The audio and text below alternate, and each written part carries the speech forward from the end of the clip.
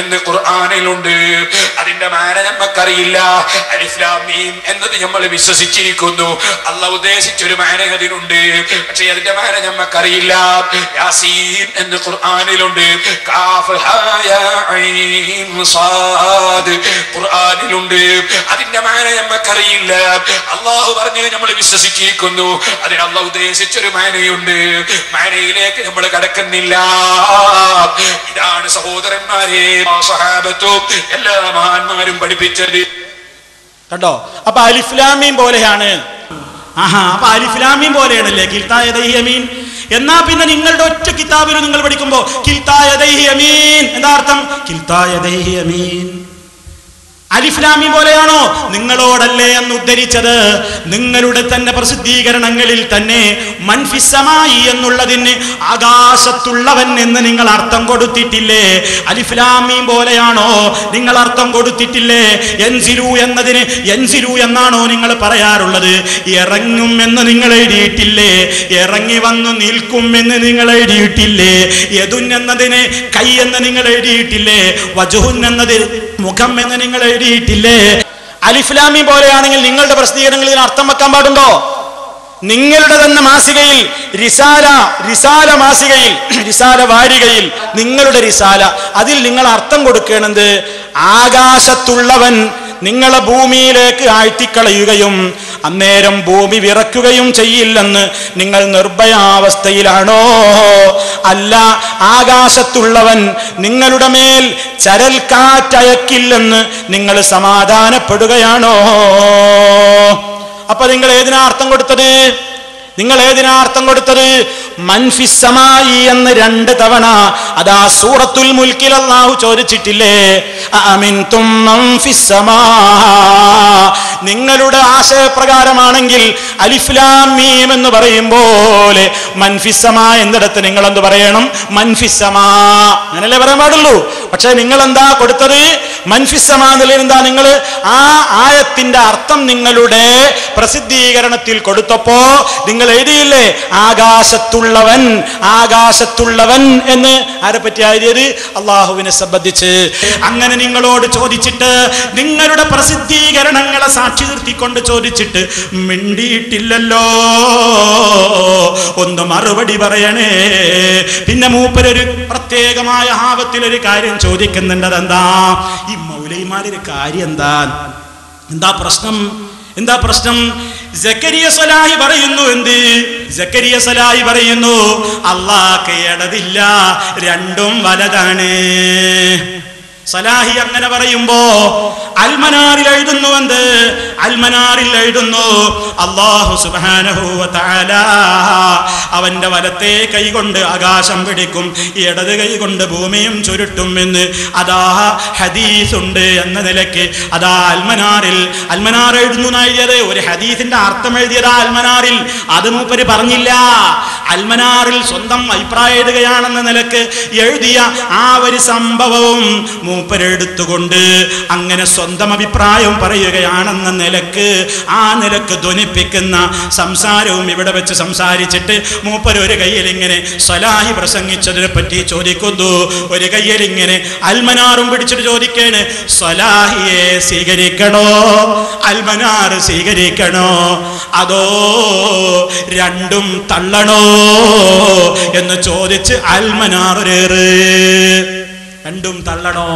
കൂലിത്തൊഴിലാളികൾ തക്ബീർ വിളിച്ച് ആവേശം കൊണ്ട മുസ്ലിയാന്മാര് കുട്ടികളുടെ പാപം ഏറ്റെടുക്കണേ മുസ്ലിയാരേ നിങ്ങൾ. കാരണം ഞങ്ങൾ അല്ലാഹുവിന്റെ റസൂലിന്റെ ഹദീസ് വായിച്ചിട്ടാ സ്വലാഹി പറഞ്ഞിട്ടുള്ളത്. അത് ഞങ്ങളുടെ വകയായിട്ട് പറഞ്ഞതുമല്ല. സ്വലാഹി അവിടെ വിശദീകരിച്ചത് എന്താണ്? ഇബ്നു ഹുസൈമ റഹിമഹുള്ളയുടെ തൗഹീദിൽ നിന്നുള്ള ഉദ്ധരണി, ആ ആശയമാണ് അവിടെ സ്വലാഹി പറഞ്ഞത്. തൗഹീദിൽ നമുക്ക് കാണാം, കിതാബിലുണ്ടോ? പേരോട് മറുപടി പറയണം. എന്താ കിതാബിലുള്ളത്? വനഖൂലു നാം പറയും എന്ത് അന്ന ലില്ലാഹി അസ്സ വജല്ല യദൈനി യമീനൈനി ലാ ശിമാല ഫീഹിമാ ഖദ് അലമന അല്ലാഹു തബാറക വതആല അന്ന ലഹു യദൈനി വഖബ്ബറനാ നബിയുനാ അന്നഹുമാ യമീനാനി ലാ ശിമാല ഫീഹിമാ. ഇതെടുത്തുകൊണ്ടാണ് ബഹുമാന്യനായ സക്കരിയ സലാഹി വിശദീകരിച്ചത്. അത് മൂപ്പര് കൽപ്പിച്ചു. അൽമനാറിൽ ഒരു ഹദീസാ ഉദ്ധരിച്ചത്. അതേതാ ഹദീസ്? യത്വില്ലാഹു അസ്സ വജല്ല അസ്സമാവാതി യൗമൽ ഖിയാമ സുമ്മ യഖുദുഹുന്ന ബിയദിഹിൽ യുംനാ സുമ്മ യഖൂലു അനൽ മലിക് അയ്നൽ ജബ്ബാറൂൻ അയ്നൽ മുതകബ്ബിറൂൻ സുമ്മ യത്വിൽ അർദീന ബിശിമാലിഹി സുമ്മ യഖൂലു അനൽ മലികു അയ്നൽ ജബ്ബാറൂൻ അയ്നൽ മുതകബ്ബിറൂൻ. സ്വഹീഹ് മുസ്ലിമിലെ ഹദീസാണ് അൽമനാറിൽ വായിച്ചത്. അതാണ് അൽമനാറിൽ കൊടുത്തത്. ചോദിക്കട്ടെ, നിങ്ങൾ തൊഴിലാളികളെ കൊണ്ട് തക്ബീർ ചൊല്ലിച്ച് ഈ ആശയത്തെ തള്ളിക്കളഞ്ഞപ്പോ ഈ കുട്ടികളിന് തക്ബീർ ചൊല്ലിയ ഈ കുട്ടികൾ വളർന്നു വലുതായിട്ട് അവർ ഈ മുസ്ലിമിലെ ഹദീസ് വായിക്കുമ്പോ, അതുപോലെ തന്നെ ഈ സംഭവങ്ങൾ വായിക്കുമ്പോ നിങ്ങളുടെ പ്രസംഗം കേട്ടിട്ട് മുസ്ലിം വലിച്ചെറിയില്ലേ? സഹീഹുൽ ബുഖാരി വലിച്ചെറിയൂലേ? ഇബ്നു ഖുസൈമയുടെ അത്തൗഹീദ് എന്ന കിതാബ് വലിച്ചൊരേറു കൊടുക്കൂലേ? ആ പാപം നിങ്ങൾ ഏറ്റെടുക്കാൻ തയ്യാറുണ്ടെങ്കിൽ ഇനിയും പറഞ്ഞോളൂ. അതല്ലെങ്കിൽ അടുത്ത വരവിന് പറയണം. അൽമനാറിൽ പറഞ്ഞതും ഹദീസിലുള്ളതാണ്, സ്വലാഹി വിശദീകരിച്ചതും ഹദീസിന്റെ വ്യാഖ്യാനമാണ്. അതൊന്ന് നിങ്ങളൊന്ന് വിശദീകരിച്ചു കൊടുക്കേണ്ടതുണ്ട്. ദീന് നിങ്ങൾക്ക് തോന്നിയതുപോലെ വ്യാഖ്യാനിക്കാനുള്ളതല്ല എന്ന് നിങ്ങളെ പഠിപ്പിച്ചപ്പോ അതിപ്പോ നിങ്ങൾ ഇവിടെ ഏത്തമിട്ട് സമ്മതിച്ചത് കേട്ടിട്ട് നിമിഷങ്ങളല്ലേ കഴിഞ്ഞിട്ടുള്ളൂ. അതുകൊണ്ട് പറഞ്ഞതിൽ ആത്മാർത്ഥതയുണ്ടെങ്കിൽ ആ നിലക്ക് നിങ്ങൾ മനസ്സിലാക്കണമെന്ന് ഓർമ്മപ്പെടുത്തുകയാണ്. ഇനി പ്രിയപ്പെട്ടവരെ, കുറെ വിഷയങ്ങൾ നമുക്ക് സംസാരിക്കാറുണ്ട്.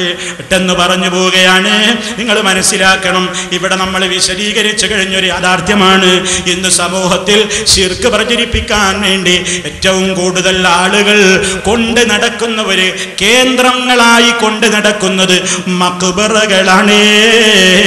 ഖബറുകൾ കെട്ടിപ്പടുക്കുകയും അതുപോലെ തന്നെ തുണി മൂടുകയും വിളക്ക് കൊളുത്തുകയും അതുപോലെ തന്നെ മുത്തമിടുകയും സുജൂദ് ചെയ്യുകയും അങ്ങനെ സിയാറത്ത് എന്ന പേരിട്ടുകൊണ്ട് ഒരുപാട് അനാചാരങ്ങൾ, അതുപോലെ തന്നെ അവരെ വിളിച്ചു പ്രാർത്ഥിക്കുക എന്ന നിലക്കുള്ള ശിർക്കൻ പ്രവർത്തനങ്ങളുമൊക്കെ മഖ്ബറകളിൽ സിയാറത്ത് എന്ന പേരിൽ തോന്നിവാസം കാണിക്കുന്നില്ലേ എന്ന് തെളിവുദ്ധരിച്ചുകൊണ്ട് നമ്മൾ ഇവിടെ പറഞ്ഞപ്പോ മറുപടി പറയാനില്ലെങ്കിൽ പിന്നെ നുണയല്ലേ പറയാനുണ്ടാവുക. കേട്ടോളൂ, ഞാനോ നിങ്ങളോ വിശ്വസിക്കാത്ത ഒരൊറ്റ മുജാഹിദും ഇന്ന് വരെ പറഞ്ഞിട്ടില്ലാത്ത വാദങ്ങൾ നമ്മുടെ തലയിൽ വെച്ച് കെട്ടുന്നു. എന്താണ് ആരോപണം? ആ വിഷയത്തിൽ നമ്മെ പറ്റിയുള്ള നുണ, അർദ്ധസത്യങ്ങളും സമ്പൂർണ്ണ അസത്യങ്ങളും ഒക്കെ കോർത്തിണക്കിക്കൊണ്ടുള്ള ആ നുണയൊന്ന് കേട്ടോളൂ. നിങ്ങളെ ഭാഷയിൽ മഖ്ബറെ പോയിട്ട് യാസീൻ ഓതിയാൽ അത് ഖബറിന് ആരാധനയാണ്. മഖ്ബറെ പോയി ഫാത്തിഹ ഓതിയാൽ അത് ഖബറിന് ആരാധനയാണ്. അവിടുന്ന് സലാത്ത് ചൊല്ലിയാൽ ഖബറിന് ആരാധനയാണ്. അവിടുന്ന് ദിക്ർ ചൊല്ലിയാൽ ആരാധനയാണ്. അവിടുന്ന് അല്ലാഹുവോട് ദുആ ചെയ്താൽ ആരാധനയാണ്. തവസ്സുൽ ചെയ്താൽ അത് ഖബറിന് ആരാധനയാണ്. ഇത് നിങ്ങളെ പുതിയ മതമല്ലേ മൗലവിമാരേ? ഇത് നിങ്ങളുടെ പുതിയ നുണയല്ലേ മുസ്ലിയാരേ? നിങ്ങളെ നുണയത് ഏത് മുജാഹിദ് ആരോട് നിങ്ങൾ ചോദിച്ചു നോക്കി. ഒരാൾ മഖ്ബറയിൽ പോയിട്ട് ഒരാൾ യാസീൻ ഓതി വിചാരിക്കുക, അത് ഖബറാരാധനയെന്ന് ആരാ പറഞ്ഞത്? ഖബറിൽ പോയിട്ട് ഒരാൾ യാസീൻ ഓതി അത് ആരാധനയാണ്, ഖബറാരാധനയാണ് നമ്മൾ പറഞ്ഞോ? ഒരാൾ അവിടെ വെച്ച് ഫാത്തിഹ ഓതിയാൽ അത് ഖബറാരാധനയാന്ന് പറഞ്ഞോ? സ്വലാത്ത് ചൊല്ലിയാൽ ഖബറാരാധനയാന്ന് പറഞ്ഞോ? ദിക്ർ ചൊല്ലിയാൽ ഖബറാരാധനയാന്ന് പറഞ്ഞോ? അല്ലാഹുവോട് ദുആ ചെയ്താൽ അവിടെ മൂപ്പര് ഖബറാരാധന എന്ന് പറഞ്ഞില്ല. ആരാധന തന്നെയാണ്. അല്ലാഹുവോട് ദുആ ചെയ്താൽ ആരാധന തന്നെയാണ്. തന്ത്രപരമായിട്ട് ആ വാചകെത്തുമ്പോ ഖബർ എന്ന് പറയാതെ ആരാധനയല്ലേ? ആരാധനയാണ്. അല്ല, യാസീൻ ഓതിയാൽ ഖബറിന് പോയിട്ട് യാസീൻ ഓതുക എന്നുള്ളൊരു പരിപാടി നബി സല്ലല്ലാഹു അലൈഹി വസല്ലം പഠിപ്പിച്ചിട്ടില്ല. അതുകൊണ്ട് അതൊരു ബിദ്അത്താണ്, ശിർക്കാണെന്നോ കുഫറാണെന്നോ നമ്മൾ പറഞ്ഞിട്ടില്ല. അതുപോലെ തന്നെ അവിടെ വെച്ച് അല്ലാഹുവിനോട് ദുആ ചെയ്യാണ് വേണ്ടത്, അല്ലാഹുവിനുള്ള ആരാധനയാണ്. നിങ്ങൾ എന്തൊക്കെയാണ് നമ്മെ സംബന്ധിച്ച് ഇങ്ങനെ ഈ ആളുകളോട് തെറ്റിദ്ധരിപ്പിക്കുന്നത്? അതേ അവസരത്തിൽ അവിടെ പോയിട്ട് ഒരാൾ അവരെ തവസ്സുൽ ചെയ്ത് അവരെ വിളിച്ച് തേടുകയാണെങ്കിലോ അത് ശിർക്കാണ്, അത് ശിർക്കാണ്. അപ്പൊ ഉള്ളതും ഇല്ലാത്തതൊക്കെ കൂട്ടിക്കലർത്തിയിട്ട് ഓരോന്ന് പറഞ്ഞ് പുതിയ പുതിയ രൂപത്തിലുള്ള നുണകൾ ഇങ്ങനെ കെട്ടിച്ചമക്കുക.